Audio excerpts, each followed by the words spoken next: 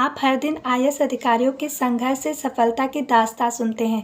इसी कड़ी में आज हम आपको एक ऐसी लड़के की कहानी सुनाने जा रहे हैं जिसको महज 2 साल की उम्र में पोलियो हो गया था। इसके बाद वो कोमा में चली गई।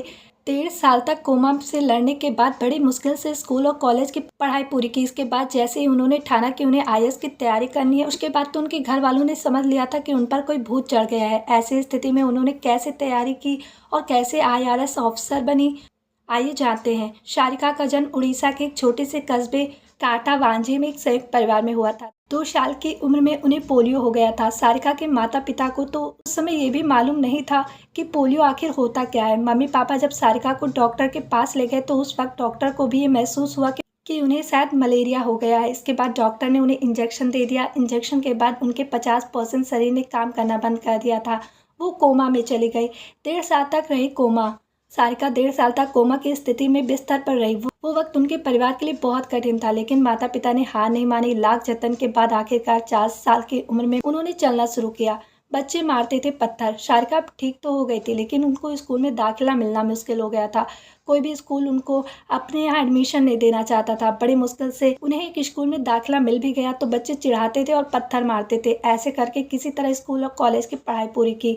शादी का था दबाव। कॉलेज की पढ़ाई पूरी होने के बाद सारिका के घर वाले चाहते थे कि उनकी शादी हो जाए, लेकिन मुसीबत ये थी कि वे पोलियोग्रस्त लड़की से शादी कौन करेगा।